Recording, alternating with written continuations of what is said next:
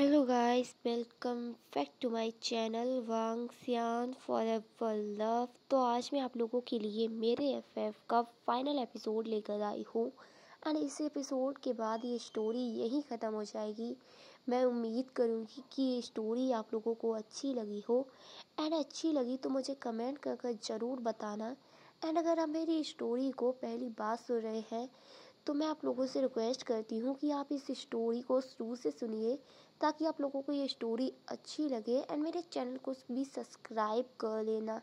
And once again आप लोग मुझे कमेंट कर ज़रूर बताना कि ये स्टोरी कैसी लगी। मुझे अच्छा लगेगा अगर आप लोग कमेंट करेंगे।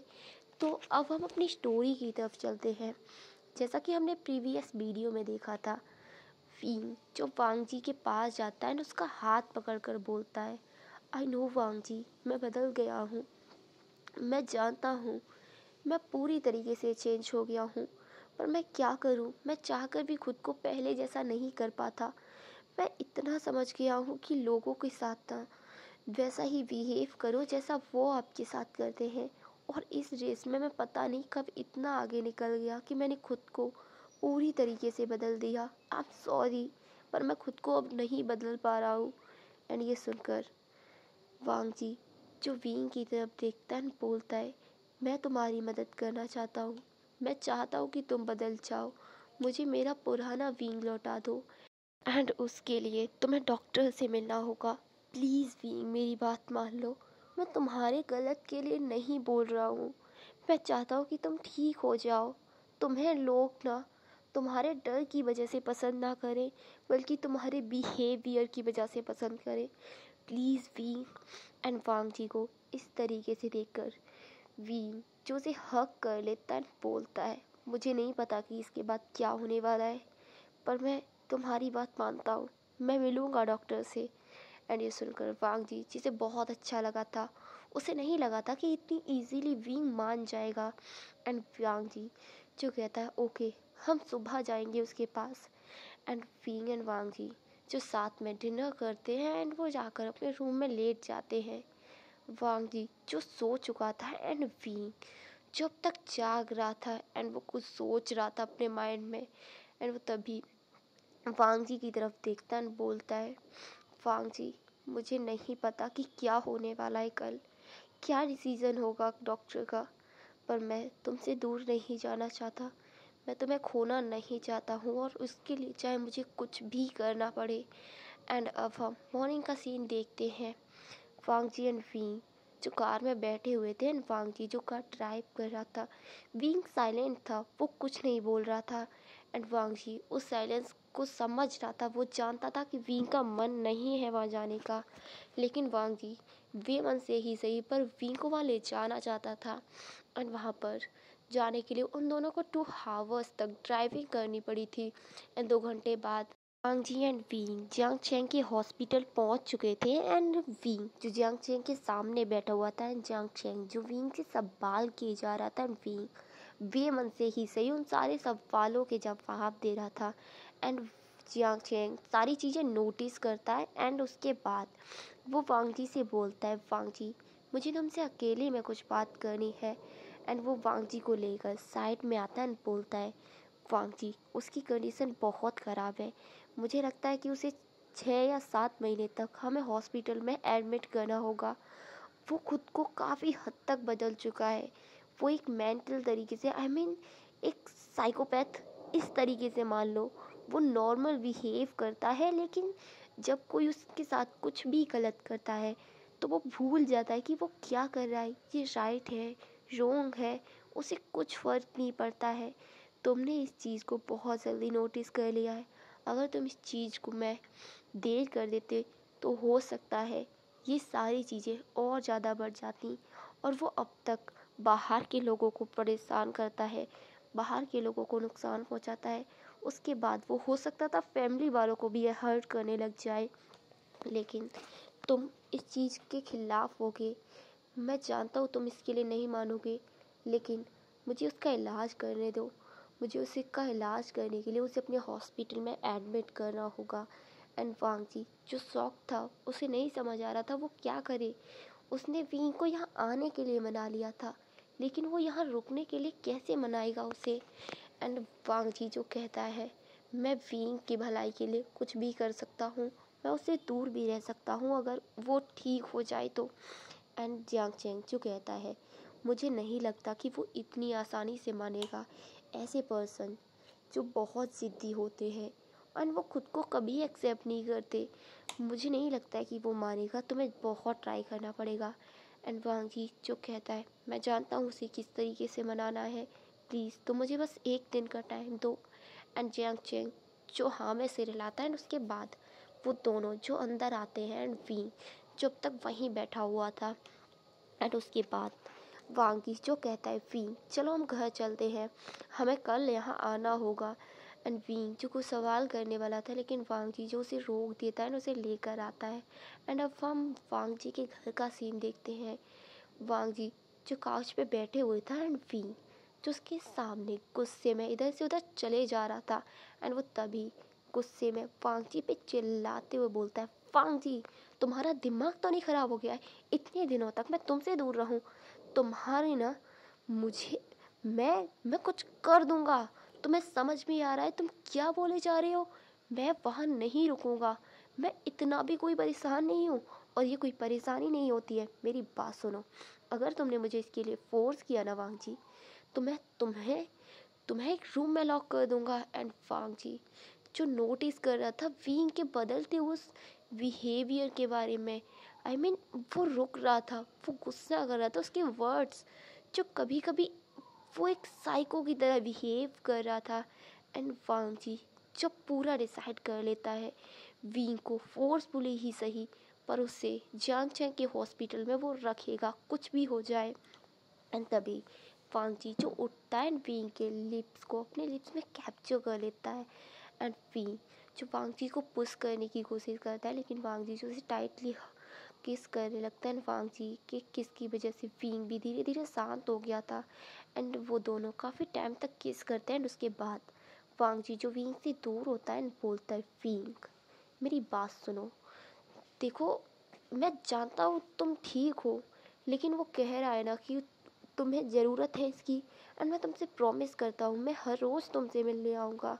लेकिन वींग जो बात नहीं मानना चाहता था तो वांग जी वींग के ईयर्स के पास जाकर बोलता है प्लीज़ वाइफी मेरी बात मान जाओ। एंड वाइफी वर्ड सुनकर वींग जो थोड़ा साई फील करता है एंड वांग जी को पुश करते हुए बोलता है मैं तुम्हारी वाइफ नहीं हूँ, तुम मेरी वाइफ हो। एंड वांग जी जो कहता है ठीक है मैं तुम्हारी वाइफ बन जाऊँगा पर प्लीज़ मेरी बात मान लो। एंड विंग जो मानना नहीं चाहता था लेकिन वे मन से ही एक बार फिर से वो उसकी बात मानने के लिए राज़ी हो जाता है। एंड वो उन दोनों को उन्होंने एक साथ एक ब्यूटीफुल सी नाइट स्पेंड की थी। एंड मॉर्निंग में विंग एंड वांग जी जो एक दूसरे को हक किए हुए नेकेड बेड पे लेटे हुए थे। एंड तभी वांग जी का फ़ोन रिंग करता है एंड जियांग शेंग जो बोलता है वांग जी तुमने उसे रेडी कर लिया है, तुम उसे जल्दी लेकर आओ। एंड वांग जी जो उठता है एंड विंग एंड वांग जी दोनों ही रेडी होते हैं। एंड उसके बाद हॉस्पिटल चले जाते हैं।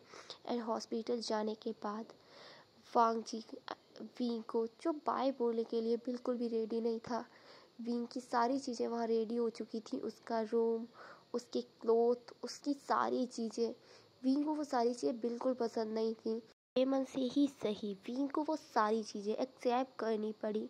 लेकिन तभी वहाँ पर एक पर्सन आता है, वो जियांग चैंग को हक कर लेता है एंड बोलता है स्वीट हार्ट मैंने तुम्हें बहुत मिस किया है, तुम कब आए, तुमने मुझे बताना भी ज़रूरी नहीं समझा।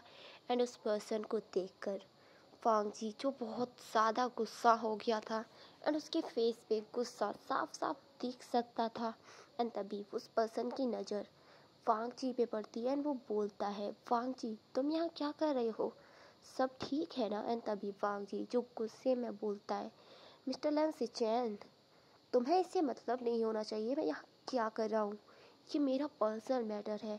एंड तभी जियांग चैंग जो बोलता है सिचैन क्या तुम इसे जानते हो। एंड सिचैन जो कहते हाँ ये मेरा छोटा भाई है।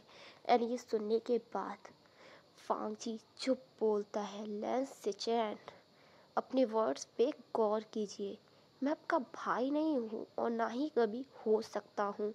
एंड सिचैन जो अपने भाई को इतने गुस्से में देखकर उन्हें बुरा लग रहा था। वो नहीं चाहते थे कि लेंस चैन नहीं चाहते थे कि वांग जी इस तरीके से गुस्सा करे, उसका मूड खराब हो। वींग उन दोनों को इस तरीके से देखकर वींग जो बोलता है, वांग जी ये कौन है? एंड वांग जी जो कहता है, एक ऐसा पर्सन है ये जिसने अपने भाई को अपने बाप के हाथों मरने के लिए छोड़ दिया। इसके डैड ने मेरी जान लेने की कोशिश की। एंड ये सुनने के बाद सिचेन जो वांग जी को एक स्लैप कर देते हैं, जिससे वांग जी क्या वहाँ खड़े हुए सारे लोग शॉक में रह गए थे। एंड वांग जी भी शॉक में था। तभी लेन सिचेन जो गुस्से में बोलते हैं, वांग जी मुझे ये बहुत पहले कर देना चाहिए था।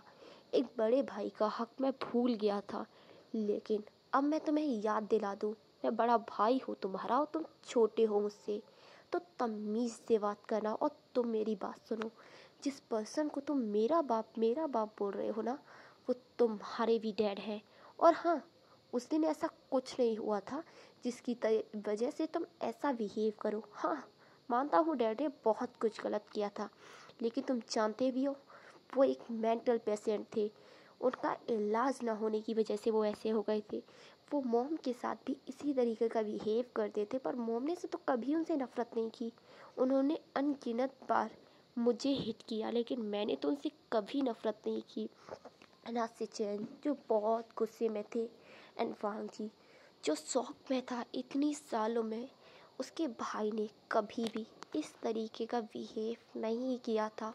उन्होंने वांग जी की हर एक बात, हर एक नाराज़गी, हर एक चीज़ सहन की थी। लेकिन आज सिचेन जो बहुत गुस्से में थे, अपनी बात को कंटिन्यू करते हुए बोलते हैं, वांग जी तुमने तो बस वो एक बार सहा था, मैं उसे हर रोज़ बर्दाश्त करता था। तुम्हें पता है डैड ने एक बार मुझे टेरेस से फेंक दिया क्योंकि मैंने उनका फेवरेट फ्लावर तोड़ दिया था। एंड तुम इतनी छोटी सी चीज़ को इतना ज़्यादा बड़ा बना रहे हो। तभी वांग जी जो कुछ बोलने वाला था, से चैन चुप बोलते हैं, साइलेंट, एक वर्ड भी मत बोलना, वरना मैं तुम्हारी एक कॉल स्लैप करूँगा और तुम्हें याद दिलाऊंगा कि तुम अपने बड़े भाई के सामने खड़े हो। एंड वांग जी जो चुपचाप था, ऐसे चैन जो बोलते हैं, वांग जी डैड एक मेंटल पेशेंट थे। एंड तुम्हारे घर छोड़ने के बाद मॉम ने जिद की, एंड जिसके बाद अंकल डैड को हॉस्पिटल ले जाने के लिए मान गए। एंड डॉक्टर ने बताया कि वो एक मेंटल पेशेंट हैं, और अगर उन्हें सही टाइम पे इलाज करा दिया गया होता तो वो इतने ज़्यादा बीमार नहीं होते। एंड तुम्हारे जाने के बाद से लेकर आज तक डैड हॉस्पिटल में भर्ती हैं, उनका इलाज चल रहा है। एंड ये सुनने के बाद वांग जी जो शॉक रह गया था, उसे पता ही नहीं था कि उसके डैड एक मेंटल पेशेंट थे। एंड वांग जी जो शॉक में था, एंड वींग जो सारी चीज़ें समझ गया था, उसे समझ आ रहा था कि वांग जी क्यों अपनी फैमिली के बारे में जिक्र नहीं करता था। एंड वींग जो वांग जी के पास आता है एंड बोलता है, वांग जी मुझे नहीं पता कि तुम्हारी फैमिली और तुम्हारे साथ क्या प्रॉब्लम है, और ना ही मैं उन पुरानी बातों को जानने में इंटरेस्टेड हूँ। पर हाँ, मैं तुम्हारे भाई की बातों से इतना ज़रूर समझ गया हूँ कि कुछ गलत फहमियों ने तुम्हारे रिश्तों को ख़राब कर दिया है। वांग जी मैं यहाँ रहने के लिए मान गया हूँ, मुझे 6 से 7 महीने यहाँ रहना है, लेकिन जब मैं यहाँ से वापस आऊँ तो मुझे मेरा परिवार चाहिए। मैं सिर्फ तुम्हें अपने परिवार के तौर नहीं चाहता, मैं चाहता हूँ मेरा बड़ा सा परिवार हो। एंड वांग जी जो विंग की बात सुन रहा था, एंड विंग जो बोलता है, वांग जी प्लीज़ एक बार कोशिश करो मेरे लिए, एक बार अपनी फैमिली की बात सुनने की कोशिश करो। ऐसे चैन उस पर्सन की तरफ देख रहे थे जो उनके भाई को कन्वेंस करने की कोशिश कर रहा था। एंड उसका भाई जो आज तक किसी की बात नहीं सुनता, उस पर्सन की बात साइलेंटली सुन रहा था। ऐसे चैन जो बोलते हैं, तुम कौन हो? एंड वांगी जो बोलता है, मैं आपका ब्रदर इन लॉ हूँ, आपके भाई का हस्बैंड। एंड ये सुनकर वांगी जो बोलता है, अभी हमारी शादी नहीं हुई है ब्रदर। एंड अपने भाई के मुंह से इतनी सालों बाद ब्रदर वर्ड सुनकर सिचैन जो बहुत इमोशनल हो गए थे, एंड उन्होंने वांग जी को हक कर लिया था। एंड वांग जी जो सिचेन से पूछता है कि वो यांग चैन को कैसे जानते हैं। एंड यहाँ पर वो लोग बताते हैं एक दूसरे के बारे में। वो काफ़ी टाइम तक बात करते हैं, तभी सिचेन यांग चैन जो बोलता है, वी तुम्हें अंदर जाना चाहिए, तुम्हारी मेडिसिन का टाइम हो गया है। एंड यहाँ पे सारी चीज़ें प्रॉब्लम सॉल्व हो चुकी थी। एंड धीरे धीरे टाइम जो अपनी रफ्तार से बीतने लगा था, 6 महीने जो लगभग बीतने ही वाले थे, इन 6 महीनों में बहुत कुछ बदला था। वांग जी ने Wen Su and Wen Rohan दोनों की भी पूरी तरीके से सबक सिखा दिया था। उन्हें ऐसे आइलैंड पे फेंक दिया था, यहाँ कोई नहीं रहता था, यहाँ खाने के लिए कुछ नहीं। उन दोनों के बारे में पता भी नहीं था वो जिंदा है, मर गए, क्या हो गया। एंड वांग जी ने कभी खबर लेने की कोशिश भी नहीं की। एंड इन महीनों में वांग जी ने अपनी फैमिली के साथ भी काफ़ी अच्छे रिलेशंस कर लिए थे। एंड अब वींग के हॉस्पिटल से बाहर आने का टाइम आ गया था। एंड हॉस्पिटल के बाहर वांग जी की मॉम, उसके भाई, उसके अंकल एंड वांग जी, उसके फ्रेंड्स एंड वींग के फ्रेंड्स, सारे लोग वींग को लाने के लिए खड़े हुए थे। एंड वींग जो बाहर आता है एंड अपने सामने इतने सारे लोगों को देखकर वो इमोशनल हो गया था। उसे यकीन नहीं हो रहा था, एक ऐसा बच्चा जिसकी लाइफ में कोई नहीं था, वो एक अनाथ, जो कभी उम्मीद नहीं करता था कि उसके पास ऐसा परिवार होगा, आज उतने सारे लोग उसे लेने के लिए आए हैं।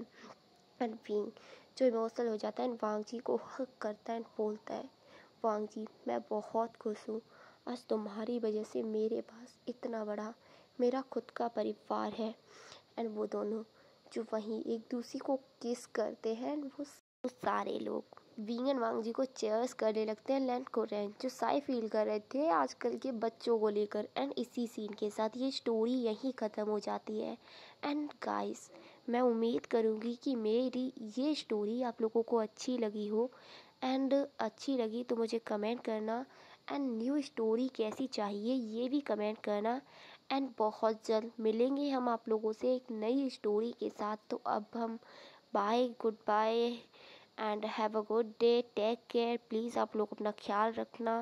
Bye bye friends. And once again अच्छी लगी हो स्टोरी तो प्लीज़ कमेंट करना। Bye friends.